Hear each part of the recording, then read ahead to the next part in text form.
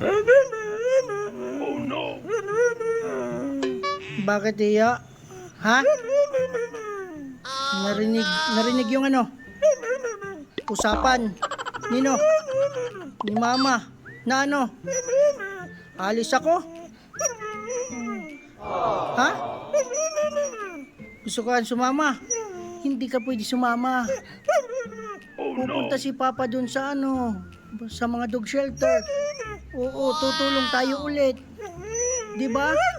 Sabi ko sa iyo, dapat Papa tumulong. Okay? 'Di ba? 'Yun yung pangako ni Papa. Dito ka na lang kay Mama, ha? Oo, bantay ikaw dito, ha? Okay? At pakabait ikaw kay Mama. Okay? Okay. Asahan ko yan, ha? O, asahan ni Papa? Asahan ni Papa.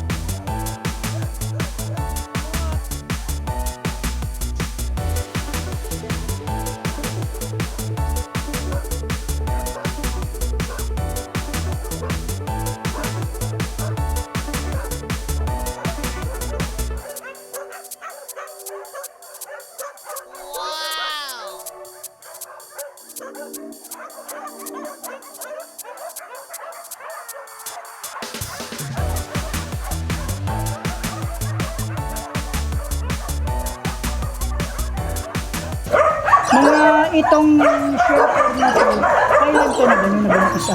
Bali sir, dito sa Laguna, nag-start sila 2018. Nung time na nakita nila itong lugar na to na naka-post-it, ginaporent, ginrabay nila. Kasi maluwag ang place.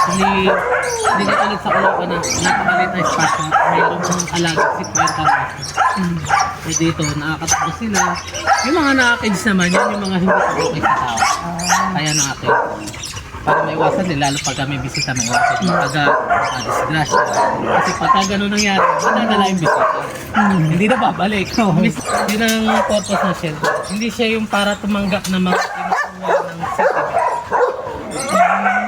Kasi once na halimbawa may nakuha ang city vet na may sakit o infected ng rabies, tapos madadala rito, kawawa rin sila. Nadadamay sila, lalo pagka rabies. Mamamatay sila lahat kasi patuloy. Kasi nga, magkakaroon tayo ng rabies outbreak. Kaya ang mga rescue dog, bago pumasok sa shelter yan, idinadaan muna para ma-check O up. ma-check. Para hindi rin maano yung iba. Masakit na sa kalooban na yung mga kinukuha nga ng mga city vet pagkatapos ng ilang araw na hindi nakuha ng owner talagang pinapatulog na. Kasi na kasalanan din ng mga ng tao Mga owner. na pagiging irresponsible nila. Sabi.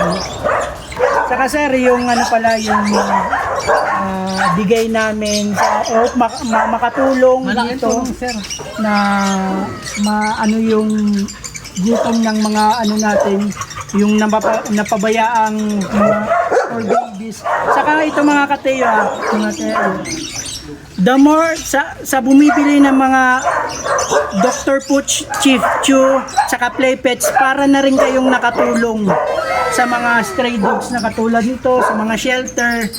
Kaya maraming salamat sa inyo pagsuporta sa product na ito. Thank you so much mga kateyo. Maraming salamat din po sa Playpet sa pag-donate sa amin para sa mga alaga naming hayop. Thank you sir. Thank you. Thank you.